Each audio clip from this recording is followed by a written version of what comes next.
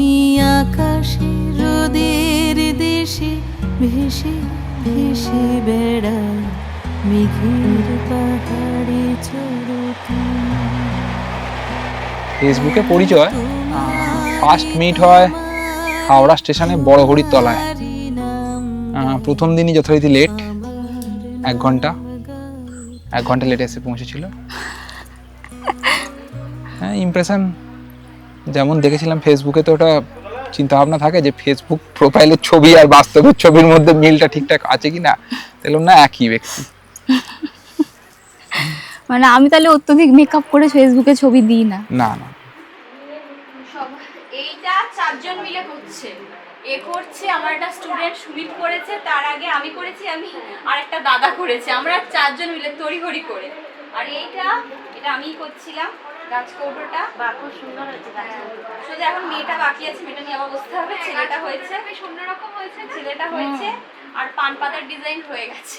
গাছ কৌটোতে বলবে যুদ্ধ করতে গেছিল, মিলিটারি ছিল, আর্মি।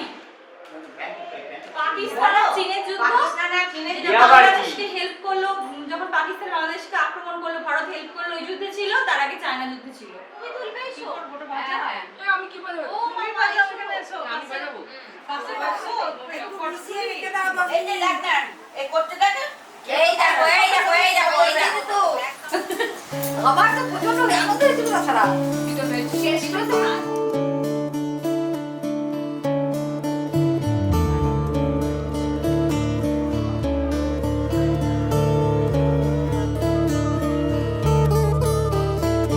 শুকনো পাতার নূপুর পায় এ কোন ময়ূর নাচে, ঝোড়ো হাওয়ায় মন দুলিয়ে আসছে প্রেম কাছে।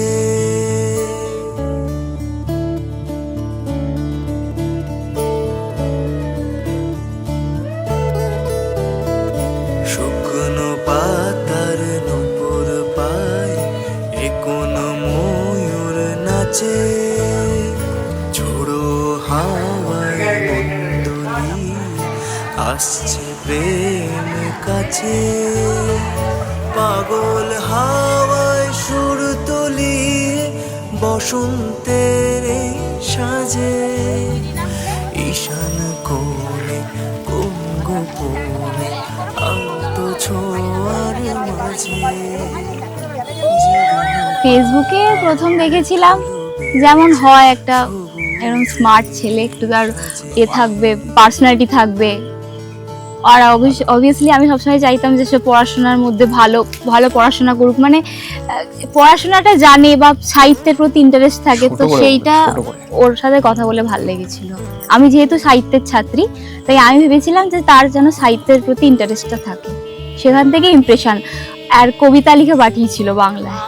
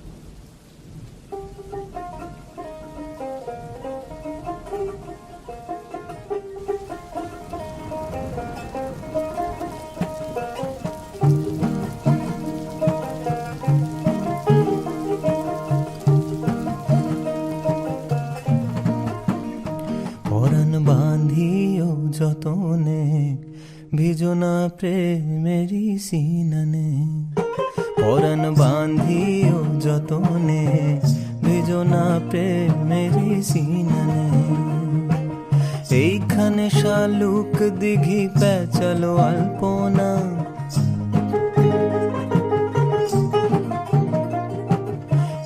সেদিন তো প্রচন্ড 1 ঘন্টা লেট হয়েছে, ভাবছি আমাকে নিয়ে কি ভাবছে তখন। সেই রকম ভাবে আর নতুন করে কিছু হয়নি, ভাবছি আমাকে খারাপ ভাবছে কি, এরকম ইচ্ছা করে 1 ঘন্টা তো লেট করিনি, ট্রান্সপোর্টের প্রবলেম ছিল, সেরকম ভাবে কিছু নয়, এমনি ভালো লাগলো। একটুখানি শাই ছিলাম যে প্রথম ফেসবুকের পর প্রথম সামনাসামনি দেখা, তো একটু লজ্জাও লাগছিল, তারপর আবার নর্মাল হয়ে গেছিল। কালা আমার হাতের কাকন, কালা গলার হার, কালা আমার হাতের কাকন, কালা গলার হার, কালা আমার নীল যমুনায় নিকষ আধার, কালা আমার চিকন কেশে বিনোদ বেনিটি, কালা আমার চিকন কেশে বিনোদ বেনিটি, চন্দন করিয়া কালা অঙ্গে মেখেছি, চন্দন করিয়া কালা অঙ্গে মেখেছি, সঙ্গ ছাড়া করে সুখী করবি আমার কি, সঙ্গ ছাড়া করে সখী করবি আমার কি, চন্দন করিয়া কালা অঙ্গে মেখেছি, চন্দন করিয়া কালা অঙ্গে মেখেছি।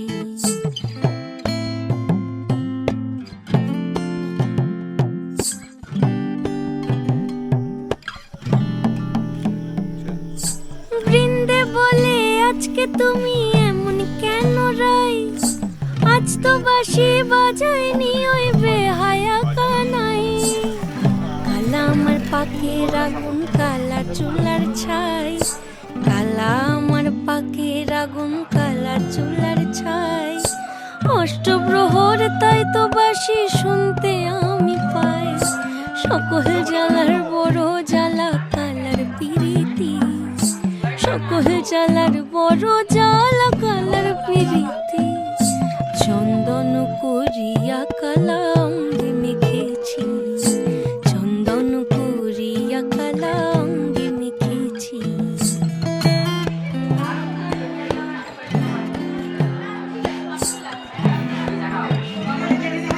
আধিক রাতে ননদিনী যাচ্ছে পাহারাতে, জানে না তো রাত কাটালো কালা আমার সাথে, আধিক রাতে ননদিনী যাচ্ছে পাহারাতে, জানে না তো রাত কাটালো কালা আমার সাথে, সঙ্গ ছাড়ে যদি কালা অঙ্গ ছাড়ে না, কোনো শাসন কোনো বাঁধন বাঁধতে পারে না, কালা আমার হাতের কাকুন, কালা গলার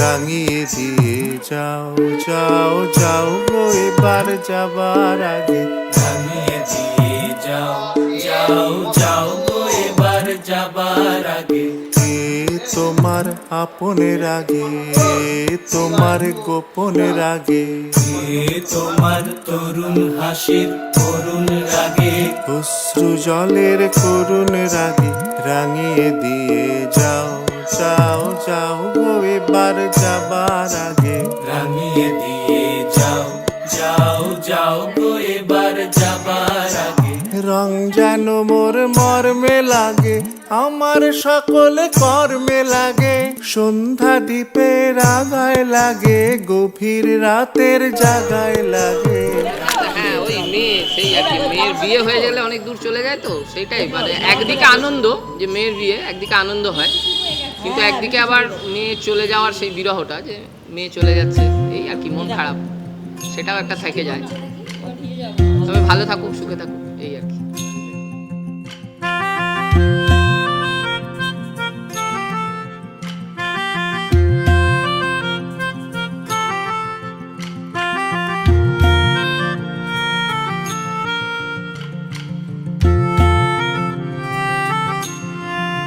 সাজো সাজাও এমন করে বুঝতে নারী কেমন তুমি সাজো সাজাও এমন করে বুঝতে নারী কেমন তুমি আসল তোমার কতেক খাঁটি কতেক নকল তোমার তখন তুই তো গাড়ি করতাম। আর আমার ফোনে ওর নাম্বার শুভম দা বলে সেভ ছিল, আর ও আমাকে তুই গাড়ি করতো। আর আমাকে বলেছিল আমি বোন পাতানোর জন্য ফ্রেন্ড রিকোয়েস্ট পাঠিয়েছিলাম, আর বোন থেকে এখন বউ পাতাচ্ছে। জানিটা বলতে তখন যখন আমাদের আলাপ হয় তখন আমি ব্যাঙ্গালোরে সদ্য পিএইচডি জয়েন করেছি, আর ও তখন কলেজে সেকেন্ড ইয়ার। ফার্স্ট ইয়ারের রেজাল্ট আউট হয়ে সেকেন্ড ইয়ারের ক্লাস শুরু হয়েছে। এরপর আমি একটা মানে খুব বড় সিদ্ধান্ত নিয়ে নিই, আমি সেখানে ছেড়ে দিই। ব্যাঙ্গালোর একটা বড় রেপুটেড ইনস্টিটিউট থেকে পিএইচডি করতাম, হঠাৎ করে সিদ্ধান্ত নিয়ে ছেড়ে দিই এবং নতুন কিছু না পেয়ে। প্রথমেই একটা ওর কাছে একটা ঝটকা ছিল যে মানে একরকম ভেবে দেখলাম একরকম, এই আবার ছেড়ে দিল। তারপর আবার নতুন জায়গায় কল্যাণীতে আইআইএস এর কলকাতায় জয়েন করলাম, একরকম চলছে ঠিকঠাকই ছিল, দুজনকার বাড়ি থেকে সব জানতো, মোটামুটি ঠিকঠাকই ছিল। এরপর কোভিড এসে গেল, কোভিডের সময়টা খুব চাপের গেছে,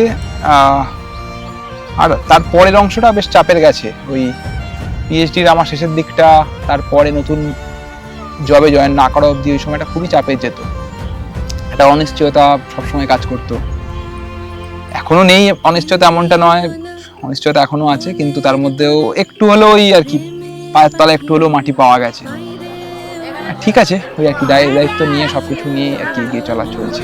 এই যে আমার ননদ, তোমরা তো ননদ, আর এই যে মেয়ে ছোট মাসি, এই যে মানুষ আসু ঘরে, আর ওই যে আমার খুলে দাও আসু ঘরে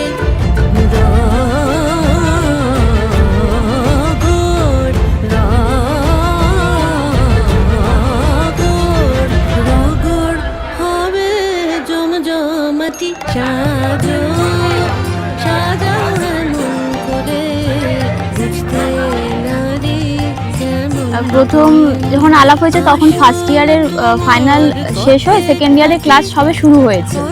এবার কথা বলছি যদি রেজাল্ট আউট হলো আমাকে বলছে রোল নাম্বারটা পাঠা, আমি রেজাল্টটা দেখবো। এবার প্রথম যার সাথে আলাপ হয়েছে তাকে আমি রোল নাম্বার পাঠাবো আমার রেজাল্ট দেখার জন্য, তো আমার কিরকম একটা লাগছিল। এবার যথারীতি ও পিএইচডি করছে, তখন আমি ভাবছি এত মানে সে আমার কিরকম রেজাল্ট আমি ওকে আগে পাঠাবো, আগে আমি দেখি। তা আমি দেখার পর তারপরে পাঠিয়েছিলাম। তো এইভাবে চলতে সবই ভালো ছিল। এই যে ও বললো যখন ও ব্যাঙ্গালোর ছেড়ে চলে আসছে, ওর ঝটকার কিছু নয়, বিশ্বাস করেছিলাম, বন্ধু হয়েছিলাম, জানতাম যে ও কিছু করবে, প্রতিষ্ঠিত হবে, এবং বাড়ি থেকে তো মেনে নিয়েছিল, কখনোই দু বাড়ি থেকে সমস্যা ছিল না। এবং আমার বাড়ি থেকে হয় না, মেয়েদের বাড়ি থেকে অনেক সমস্যা থাকে যে ছেলেটা কি করে, বেকার, এইসব। তো ওরকম কিছু নয় যে আমার বাড়ি থেকে কোনো সমস্যা ছিল না।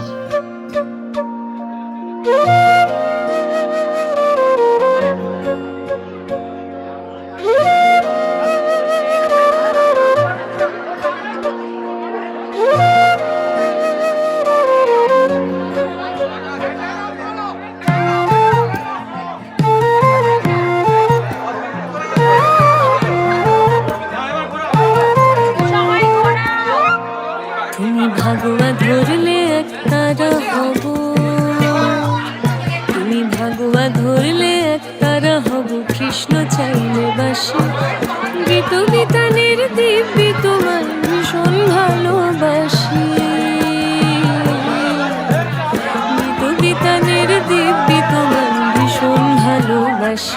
তুমি ভাগুয়া ধরলে এক তারা হব কৃষ্ণ চাইলে বাসি গীত বিতানের দিব্যি তোমার ভীষণ ভালোবাসি গীত বিতানের দিব্যি তোমার ভীষণ ভালোবাসি তুমি ভাগুয়া ধরলে এক তারা হবে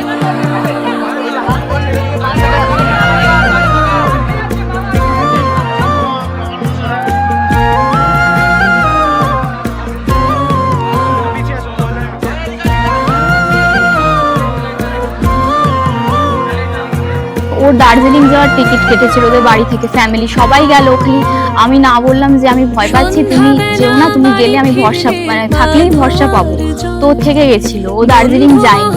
তখনই মনে মনে ভেবেছিলাম যে আমি যখন ইনকাম করবো আমি টাকা জমিয়ে হানিমুনে ওকে দার্জিলিং নিয়ে যাবো। তো সেটাও আমার জমানো আছে যে আমাদের ইচ্ছা আছে আমরা হানিমুনে ফার্স্ট আমি ওকে ট্রিপ দেবো, কেন শুধু ছেলেরা কেন দেবে, মেয়েরাও দেবে, তো আমি ওকে নিয়ে যাবো হানিমুনে দার্জিলিং। আমি চাঁদ চতুর্দশী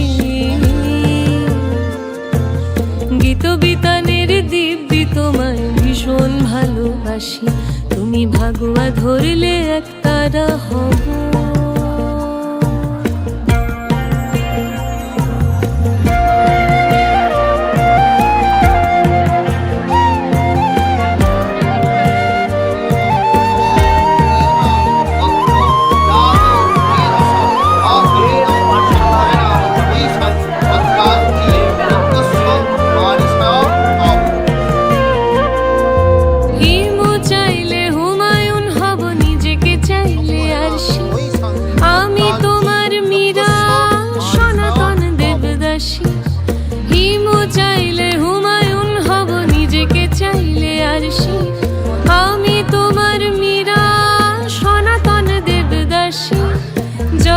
সময় চুমু হয়ে কপালে নেমে আসি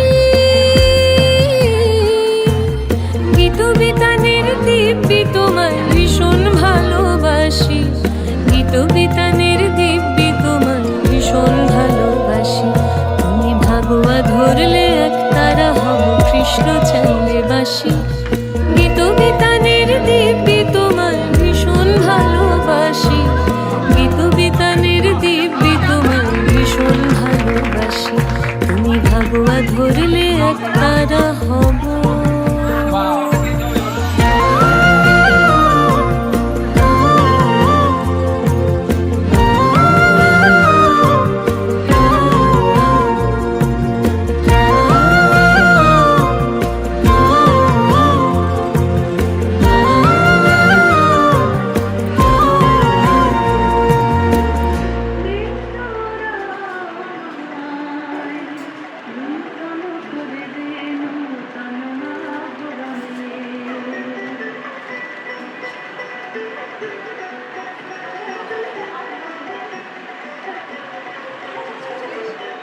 তো আমি ছোট থেকে আর কি মানে ক্লাব অর্গানাইজেশন এসব নিয়ে সোশ্যাল ওয়ার্কের মধ্যে থাকা মানুষ।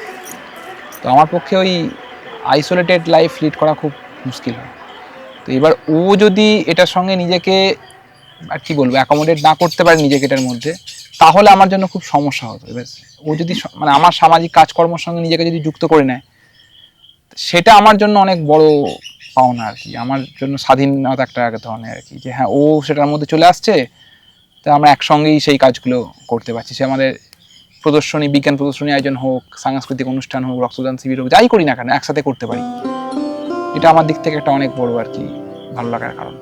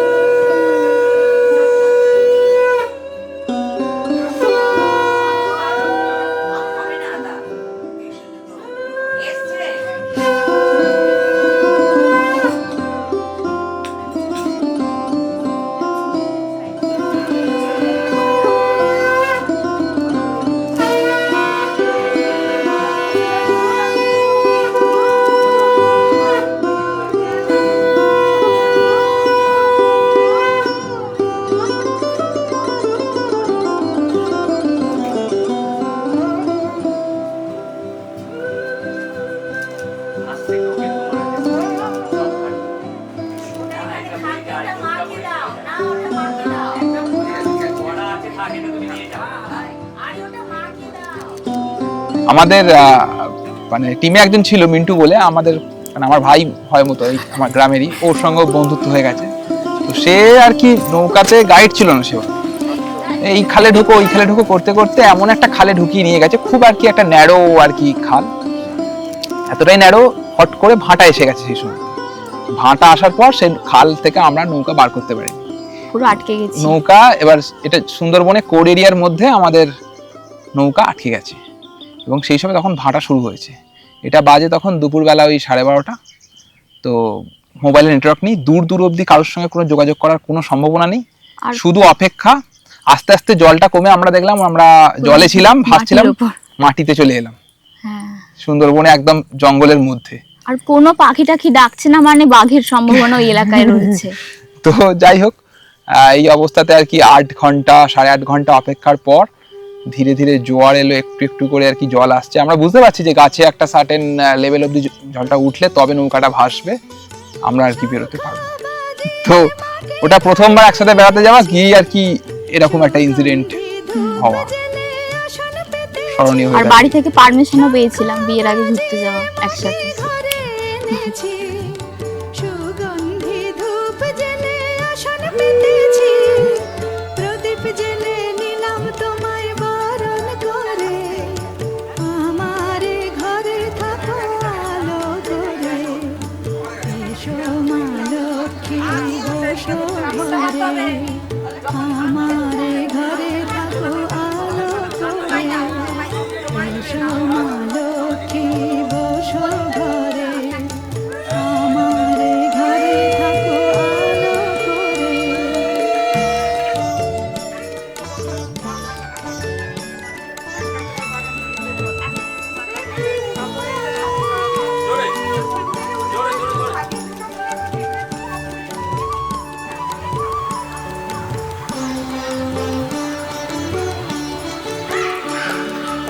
আলপনায় এঁকে তোমার সাজিয়ে দিলাম পট, আমের পল্লব দিলাম জল ভরা ঘাট, আলপনায় এঁকে তোমার সাজিয়ে দিলাম পট, আমের পল্লব দিলাম জল ভরা ঘাট, পান সুপারি সিঁদুর দিলাম 2 হাত ভরে, ধন ধান্যে ভরো আমার ঘরে, পান সুপারি সিঁদুর দিলাম 2 হাত ভরে, ধন ধান্যে ভরো আমার ঘরে, এসো মা লক্ষ্মী বসো ঘরে, আমার ঘরে থাকো আলো করে, এসো মা লক্ষ্মী বসো ঘরে, আমার ঘরে থাকো আলো করে।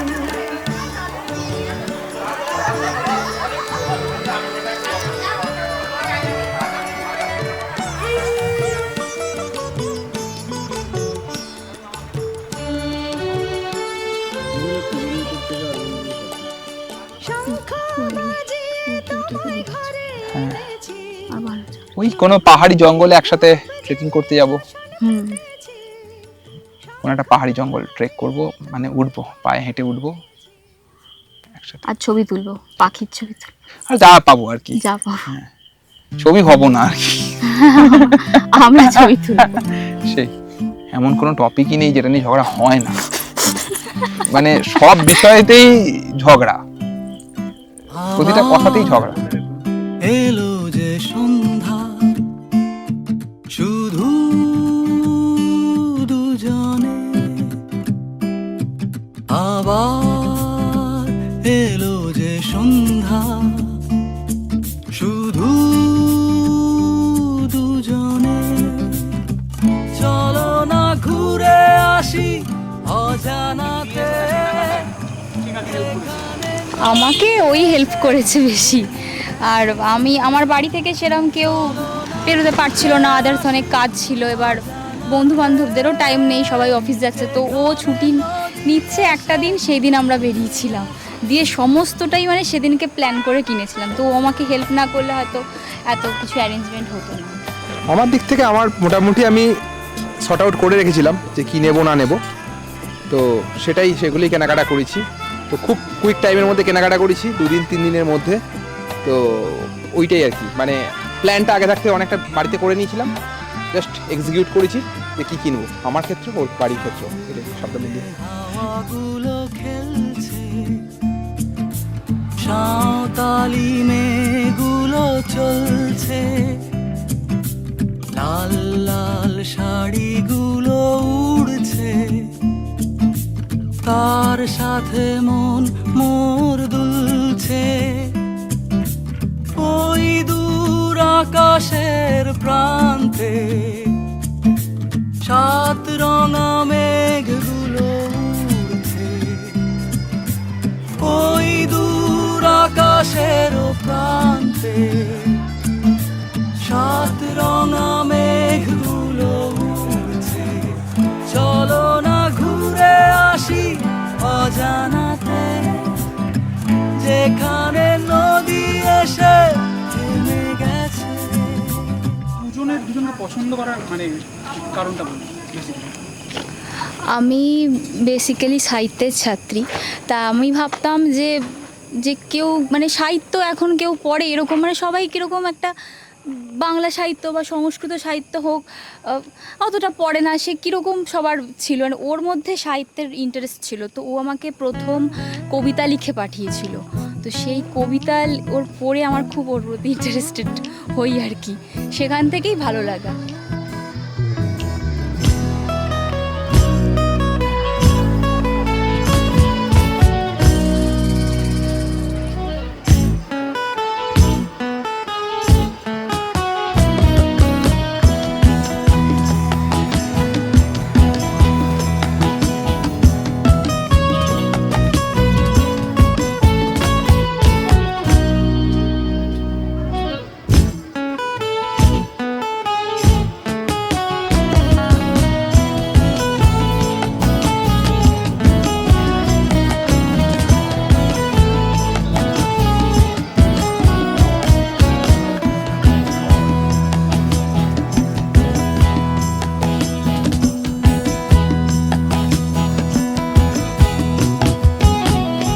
ভেবে কোথায় কবে তোমায় পাবো, তোমারই নাম জপি আর যাই এগিয়ে।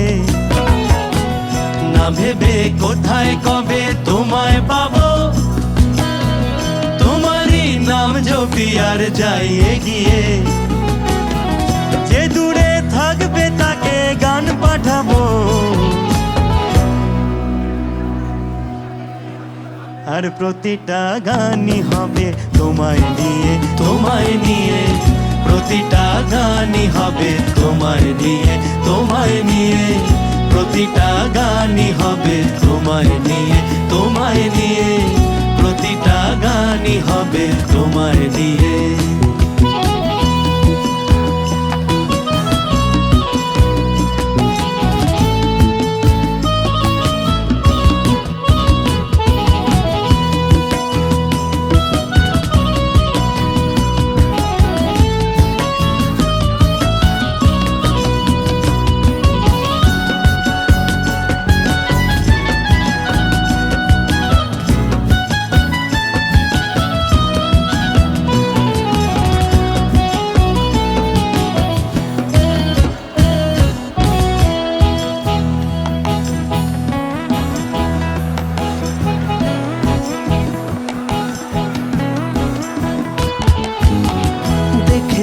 ঠিক কোনো দিন পৌঁছে যাব,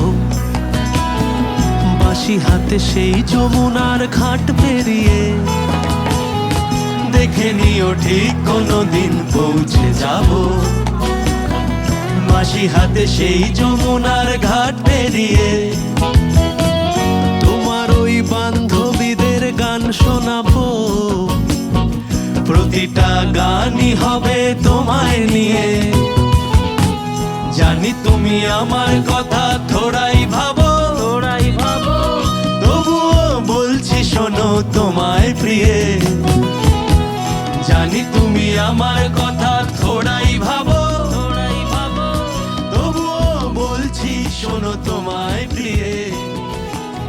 33 কোটি আমার দিক থেকে মানে আমি খুব সিম্পলিসিটিতে বিশ্বাস করি, সিম্পল লাইফ লিড করাতে বিশ্বাস করি। তো ওর মধ্যে সেই সরলতাটা, সহজ ব্যাপারটা ছিল। তো ওই সহজতা, সরলতা ওটাই আমাকে আর কি ইমপ্রেস করেছে। এখনও চাই ওটাই থাকুক সবসময়ের জন্য।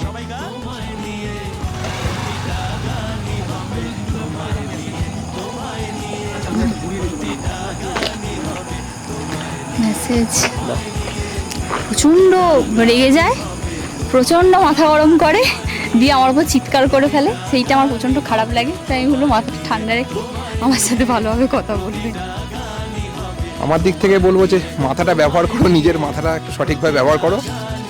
আর টাইম, সময় জ্ঞানটা প্রচণ্ড গুরুত্বপূর্ণ, জীবনের সময়টা ভীষণ গুরুত্বপূর্ণ। ওটা ঠিক সঠিকভাবে ব্যবহার করতে হবে, সময়ে কাজগুলো সময়ে করতে হবে।